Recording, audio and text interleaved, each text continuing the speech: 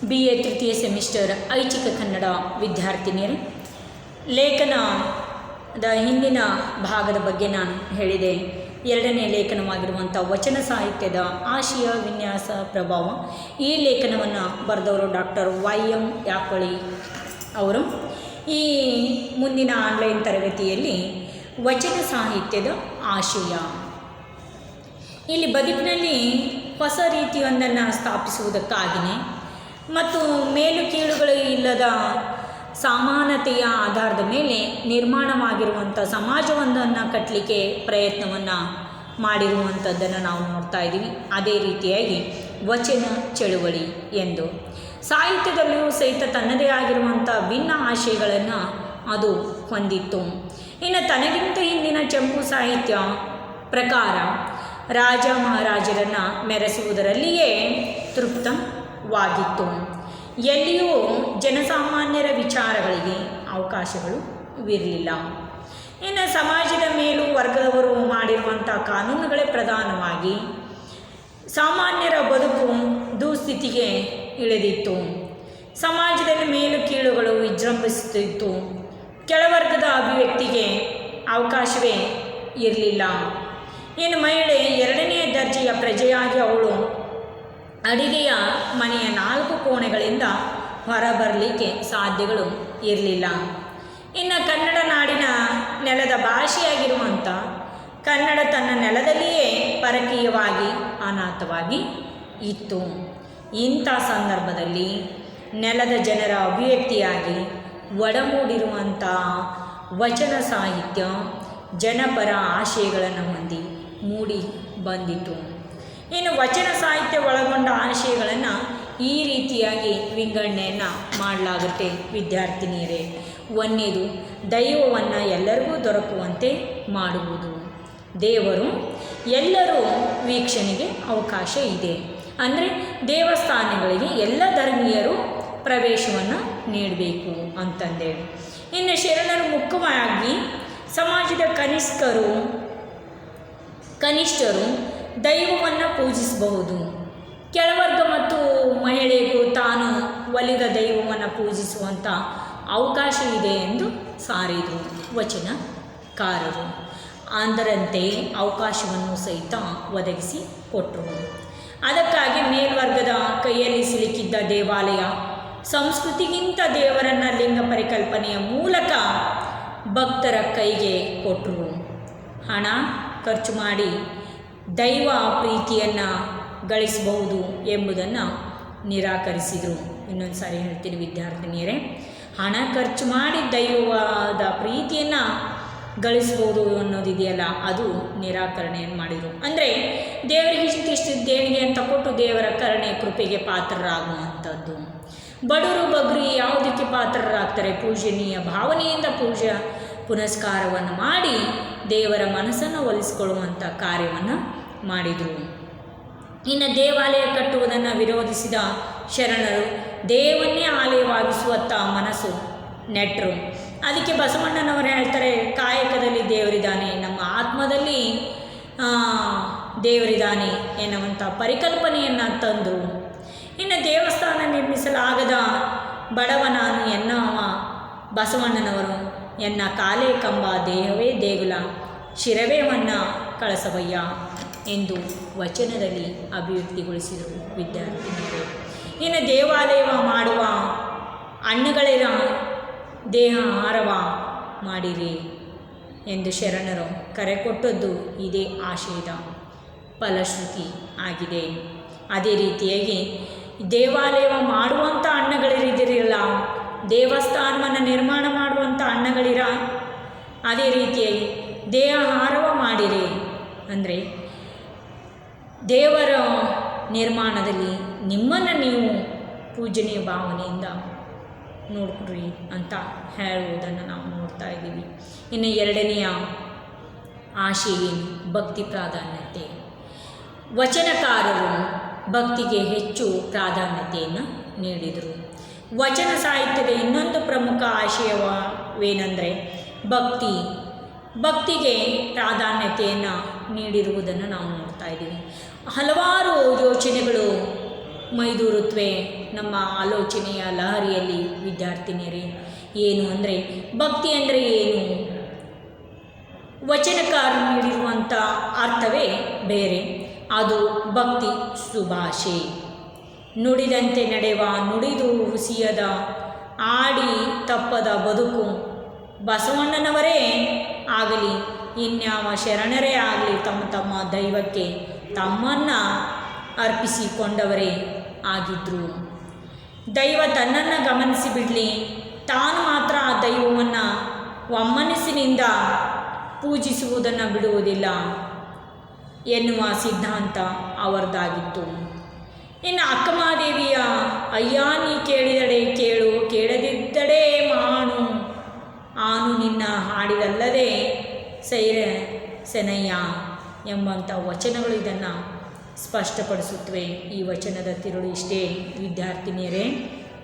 ಅಕ್ಕಮಹಾದೇವಿ ಚನ್ನಮಲ್ಲಿಕಾರ್ಜುನನ್ನು ಉದ್ದೇಶಿಸಿ ಈ ಮಾತನ್ನು, ತನ್ನ ಅಭಿವ್ಯಕ್ತಿಯ ಮಾತುಗಳನ್ನು ವ್ಯಕ್ತಪಡಿಸುವುದನ್ನು ನಾವು ನೋಡ್ತಾ ಇದ್ದೀವಿ ವಿದ್ಯಾರ್ಥಿನಿಯರೇ. ಅಯ್ಯ ನೀ ಕೇಳಿದಡೆ ಕೇಳು, ಅಯ್ಯ ನೀನು ಕೇಳಿದರೆ ಕೇಳು, ಕೇಳದೇ ಇದ್ದರೆ ಮಾಡು, ಕೇಳದೇ ಇದ್ದರೆ ಬಿಡು, ನಾನು ನಿನ್ನ ಹಾಡಿದಲ್ಲದೆ ಸೇರಿಸನಯ್ಯ. ನೀನು ಹಾಡಬೇಕು, ಹಾಡದೇ ಇದ್ದರೆ ನಾನು ಕೇಳಲಿಕ್ಕಾಗಲ್ಲ. ಅದೇ ರೀತಿಯಾಗಿ ನಾನು ಹಾಡಿರುವಂಥ ಹಾಡುಗಳು ನೀನು ಕೇಳಬೇಕು, ನಾನು ಸಹಿಸ್ಕೊಳ್ಬೇಕು ಅಂತಂದೇಳಿ ಪ್ರತಿಯೊಬ್ಬ ಶರಣ ತನ್ನ ಅಂತರಂಗದ ದೈವಕ್ಕೆ ಶರಣು ಬಂದುದು ಅವರ ವಚನಗಳ ಓದಿನಿಂದ ಸ್ಪಷ್ಟ ಆಗುತ್ತದೆ. ಹಾಗೆಂದು ಭಕ್ತಿ ಎಂಬುದು ಸರಳವೆಂದು ಅವರು ತಿಳಿದಿದ್ದಿಲ್ಲ ಯಾರು ವಚನಕಾರರು. ಭಕ್ತಿ ಅನ್ನೋದು ಅಷ್ಟು ಸರಳ ಅಲ್ಲ, ಸುಲಭ ಅಲ್ಲ. ಒಬ್ಬ ಮನುಷ್ಯ ಎಷ್ಟು ಸಮಯ ಏಕಾಗ್ರತೆಯಿಂದ ಕೂಡಬಹುದು ಎನ್ನುವುದು ಆಗಿನ ಕಾಲದ ವಚನಕಾರರು ಅರ್ಥೈಸ್ಕೊಂಡಿದ್ದರು. ಇನ್ನು ಭಕ್ತಿ ಎಂಬುದ ಮಾಡಬಾರದು, ಅದು ಹೋಗುತ್ತಲೋ ಕೊಯ್ವ, ಬರುತ್ತಲೋ ಕೊಯ್ವ, ಇಬ್ಬಾಯ ಕರಗಸ ಎಂತಾರೆ ಬಸವಣ್ಣನವರು. ಈ ಎಚ್ಚರ ಭಕ್ತಿಯ ಕಷ್ಟವನ್ನು ಸಾರುತ್ತದೆ. ಅಲ್ಲಿ ಒಮ್ಮನಸ್ಸಿನ ಅರ್ಪಣೆ ಇರಬೇಕು ಎನ್ನುವುದನ್ನು ಹೇಳುವುದನ್ನು ನಾವು ನೋಡ್ತಾ ಇದ್ದೀವಿ. ಇನ್ನು ಮೂರನೆಯ ಆಶಯ ಆಡಂಬರದ ಆಚರಣೆಗಳ ನಿರಾಕರಣೆ. ವಚನಕಾರರು ಆಡಂಬರದ ಜೀವನವನ್ನು ತಿರಸ್ಕಾರವನ್ನು ಮಾಡಿದರು, ನಿರಾಕರಣೆಯನ್ನು ಮಾಡಿದರು. ನೈಜವಾದ ಬದುಕನ್ನು ಅವರು ಪ್ರೀತಿಸಿದರು. ನೈಜವಾಗಿರುವಂಥ ವ್ಯಕ್ತಿಯನ್ನು ಉಳ್ಳಂಥ ವ್ಯಕ್ತಿತ್ವವನ್ನು ಅವರು ಪ್ರೀತಿಸಿದರು. ಅದೇ ರೀತಿಯಾಗಿ ದೇವರನ್ನು ಕಾಣಲು ಆಡಂಬರದ ಆಚರಣೆಗಳಿಗಿಂತ ಶ್ರೀಮಂತಿಕೆಯ ದಾನ ದತ್ತಿಗಳಿಂದ ತುಂಬ ಸರಳವಾದ ಭಕ್ತಿ ಸಲ್ಲಿಸುವ ಮೂಲಕ ಗೆಲ್ಲಬಹುದು ಎಂಬ ಮಾರ್ಗವನ್ನು ತೋರಿಸಿದರು. ಇದರಿಂದ ಸಮಾಜದ ಕನಿಷ್ಠ ಬಡವರು ಭಕ್ತಿ ಮಾಡುವಂತಾಯಿತು. ಭಕ್ತಿ ಎಂದರೆ ಆಡಂಬರದ ಆಚರಣೆಯಲ್ಲ ಎಂದು ಶರಣರು ತಮ್ಮ ವಚನಗಳ ಮೂಲಕ ಸಾರಿದರು ವಿದ್ಯಾರ್ಥಿನಿಯರೇ. ಅಷ್ಟೇ ಅಲ್ಲ, ಅಂತಹ ಆಚರಣೆಗಳನ್ನು ವಿರೋಧಿಸಿದರು. ಎಂಥವುಗಳು ಅಂದರೆ ನಾನು ಮತ್ತೊಂದು ಸಾರಿ ಹೇಳ್ತೀನಿ. ಶ್ರೀಮಂತರು ದಾನದತ್ತಿಗಳನ್ನು ನಾನು ಇಷ್ಟು ನೀಡಿದೆ ಅಂತಂದೇಳಿ ಆಗಿನ ಕಾಲದಲ್ಲಿ ದೇವಸ್ಥಾನಕ್ಕೆ ಹೋಗಿ ದೇವರಿಗೆ ದಾನವನ್ನು ನೀಡಬೇಕಾದ್ರೆ ವಾದ್ಯಗಳನ್ನು ಮೊಳಗಿಸುವ ಮೂಲಕ ತಮ್ಮ ಬಂಧು ಬಾಂಧವರನ್ನು ಕರ್ಕೊಂಡು ವಿಜೃಂಭಣೆಯಿಂದ ಆಡಂಬರದಿಂದ ಹೋಗ್ತಾಯಿದ್ರು. ಅದನ್ನು ವಿರೋಧವನ್ನು ಮಾಡಿದರು. ನಿಷ್ಠೆಯಿಂದ, ಸ್ವಾಮಿ ನಿಷ್ಠೆಯಿಂದ ಭಕ್ತಿ ಆರಾಧನೆಯನ್ನು ಮಾಡಬೇಕು ದೇವರನ್ನು ಅಂತ ಸಾರಿದರು ವಚನಕಾರರು ತಮ್ಮ ವಚನಗಳ ಮೂಲಕ. 10 ಮತ್ತದರ ಭೂಮಿ ಭತ್ತದ ಹಯ್ಯನು ಕೊಟ್ಟೆವೆಂಬುವರ ಮುಖವ ನೋಡಲಾಗದು ಎಂಬಲ್ಲಿ ಇದೇ ಧಿಕ್ಕರಣೆ ಇದೆ ಅಂದರೆ ವಿದ್ಯಾರ್ಥಿನಿಯರೇ. 10 ಮತ್ತದರ ಭೂಮಿ ಭತ್ತದ ಹಯ್ಯನು ಕೊಟ್ಟನೆಂಬವರ, ನಾನು ಅದರಿಂದ ಹೋದೆ 10 ಮತ್ತು ಇತರೆಯಾಗಿ ನಾನು ಭೂಮಿಯಲ್ಲಿ ಬೆಳೆದಿರುವಂಥ ಭತ್ತವನ್ನು ಕೊಟ್ಟೆ. ನಾನು ಕೊಟ್ಟವರ ಮುಖವನ್ನು ನೋಡಲು ಆಗದು. ಅವರ ಅಹಂಭಾವನೆಯಿಂದ, ಅಧಿಕಾರದಿಂದ, ಆಡಂಬರದಿಂದ ಕೊಟ್ಟರು. ಅಂಥವರನ್ನು ಧಿಕ್ಕರಿಸಿದರು ವಚನಕಾರರು. ಭಕ್ತಿ ಎಂದರೆ ಸಂಪೂರ್ಣವಾದ ಅರ್ಪಣೆ. ಆ ರೀತಿಯ ಅರ್ಪಣಾ ಮನೋಭಾವದಿಂದ ದೈವಸ್ತುತಿ ಮಾಡಿದರೆ ದೇವರು ಒಲಿಯುತ್ತಾನೆ ಎಂದರು. ಭಕ್ತಿ ಎಂದರೆ ಬೇರೇನೂ ಅಲ್ಲ, ನುಡಿದಂತೆ ನಡೆಯುವುದು ಎನ್ನುವ ಅರ್ಥವನ್ನು ಶರಣರು ನೀಡಿದರು. ಆ ಒಂದು ವಚನದ ಸಾಲುಗಳು ಈ ರೀತಿಯಾಗಿದ್ದಾವೆ. ಭಕ್ತಿ ಸುಭಾಷೆಯ ನುಡಿದಂತೆ ನಡೆವೆ, ನಡೆಯೊಳಗೆ ನುಡಿಯ ಪೂರೈಸುವೆ, ಮೇಲೆ ತೂಗುವ ತ್ರಾಸು ಕಟ್ಟಳೆ, ನಿಮ್ಮ ಕೈಯಲ್ಲಿ ಒಂದು ಜವ ಕೊರತೆಯಾದರೆ ಎನ್ನ ನದ್ದಿ ನೀನೆದ್ದು ಹೋಗು ಕೂಡಲ ಸಂಗಮ ದೇವ. ಈ ವಚನವನ್ನು ಗಮನಿಸಿದರೆ ವಿದ್ಯಾರ್ಥಿನಿಯರೇ, ಇದು ಭಕ್ತಿ ಶುಭಾಷೆ ಆಗಿರುವಂಥದ್ದು. ಅಲ್ಲಿ ನಡೆಗೂ ನುಡಿಗೂ ವ್ಯತ್ಯಾಸಗಳು ಇಲ್ಲ. ಅದೇ ರೀತಿ ಭಕ್ತಿ ಶುಭಾಷೆಯ ನುಡಿವೆ ನೋಡಿ. ಭಕ್ತಿಯ ಶುಭಾಷೆಯನ್ನು ನಾನು ನುಡಿತೀನಿ, ಏನು ನಡೆಯಲ್ಲಿ ನುಡಿಯಲ್ಲಿ ಯಾವುದೇ ರೀತಿಯಾದ ವ್ಯತ್ಯಾಸಗಳು ಇಲ್ಲ. ಅದರೊಳಗೊಂದು ಗುಂಜಿಯಷ್ಟು ಕೊರತೆಯಾದರೂ ಮೊದಲು ನನ್ನನ್ನು ಕೊಂದು ನೀನು ಎಲ್ಲಿಗೆ ಹೋಗುತ್ತೀಯಾ ಹೋಗು. ಅಂದರೆ ಸ್ವಲ್ಪ ಮಾತಿನಲ್ಲಿ ಕೊರತೆಗಳು ಉಂಟಾದರೆ, ನಡೆ ನುಡಿಯಲ್ಲಿ ಕೊರತೆಗಳು ಉಂಟಾದರೆ ನನ್ನನ್ನು ಕೊಂದು ನೀನು ಎಲ್ಲಿಗೆ ಹೋಗುತ್ತೀಯಾ ಹೋಗು ಎಂದು ದೇವರಿಗೆ ಸವಾಲು ಹಾಕುತ್ತಿರುವುದನ್ನು, ಮನಸ್ಸಿನ ಆತ್ಮಸ್ಥೈರ್ಯವನ್ನು ಮನಸ್ಸಿನ ಪರೀಕ್ಷೆಗೆ ಒಳಪಡಿಸುವುದನ್ನು ನಾವು ನೋಡ್ತಾ ಇದ್ದೀವಿ ವಿದ್ಯಾರ್ಥಿನಿಯರೇ. ನಾಲ್ಕನೆಯ ಆಶಯ, ಜಾತಿ ವಿಜಾತಿಗಳೆನ್ನದೇ ಎಲ್ಲರೂ ಒಂದೇ, ಎಲ್ಲರೂ ಸಮಾನರು ಎಂಬ ತತ್ವವನ್ನು ಸಾರುವುದು. ಇಂದು ಯಾವ ಸಮಾನತೆಯನ್ನು ನಾವು ಆಧುನಿಕ ಸಮಾಜದಲ್ಲಿ ತರಲಿಕ್ಕೆ ಪ್ರಯತ್ನಿಸ್ತಿದ್ದೀವಿ, ಅದನ್ನು ಶರಣರು ಅಂದೇ 12ನೇ ಶತಮಾನದಲ್ಲಿ ತರಲಿಕ್ಕೆ ಪ್ರಯತ್ನವನ್ನು ಪಟ್ಟರು ವಿದ್ಯಾರ್ಥಿನಿಯರೇ. ಭಕ್ತರಲ್ಲಿ ಕುಲನವನ್ನು ಅರಿಸಿದಿರಿ ಎಂದು ಬಸವಣ್ಣ ಸ್ಪಷ್ಟವಾಗಿ ಸಾರ್ತಾನೆ. ಭಕ್ತರಲ್ಲಿ ಕುಲವನ್ನು ನಿವಾರಿಸಿದಿರಿ, ಮೇಲ್ವರ್ಗ ಕೆಳವರ್ಗ ಎಂದು. ಮೇಲ್ವರ್ಗದವರಿಗೆ ಮಾತ್ರ ದೇವಸ್ಥಾನದಲ್ಲಿ ಪ್ರವೇಶ ಇದೆ, ಕೆಳವರ್ಗದವರಿಗೆ ದೇವಸ್ಥಾನಕ್ಕೆ ಪ್ರವೇಶ ಇಲ್ಲ. ಈ ಒಂದು ಸಾಮಾಜಿಕ ಅಸಮಾನತೆಯನ್ನು ಹೋಗಲಾಡಿಸುವಂಥ ಪ್ರಯತ್ನವನ್ನು ಅಂದಿನ ವಚನಕಾರರು ಮಾಡಿದರು ವಿದ್ಯಾರ್ಥಿನಿಯರೇ. ತಾನು ಮೇಲು ಜಾತಿಯವ, ಇನ್ನೊಬ್ಬ ಕೀಳು ಜಾತಿಯವ ಎಂಬ ತರತಮ ಭಾವ ಮಾಡುವುದನ್ನು ಧಿಕ್ಕರಿಸಿ ಶಿವಭಕ್ತರೆಲ್ಲ ಒಂದೇ ಎಂಬ ಆಶಯ ಸಾರಿದರು.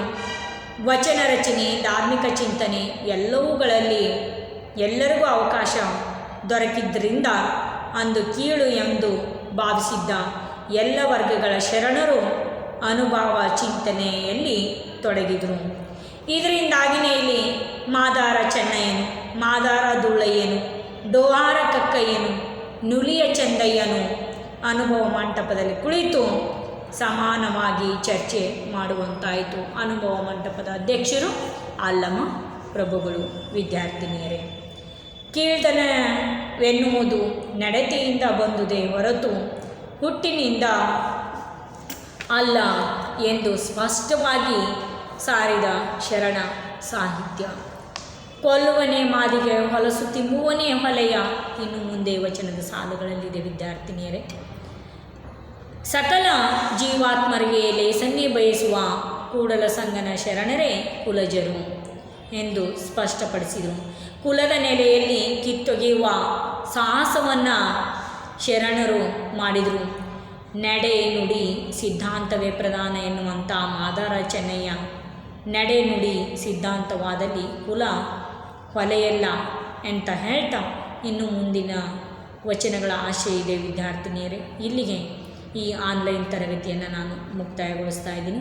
ಮುಂದಿನ ಆನ್ಲೈನ್ ತರಗತಿಯಲ್ಲಿ ವಚನದ ಬಗ್ಗೆ ಆಶಯಗಳಿದ್ದಾವೆ, ಅವುಗಳನ್ನು ಮುಂದಿನ ಆನ್ಲೈನ್ ತರಗತಿಯಲ್ಲಿ ನಾನು ಮುಂದುವರಿಸ್ತೀನಿ ಅಂತ ಹೇಳ್ತಾ ಈ ತರಗತಿಯನ್ನು ಮುಕ್ತಾಯಗೊಳಿಸ್ತಾ ಇದ್ದೀನಿ ವಿದ್ಯಾರ್ಥಿನಿಯರೇ.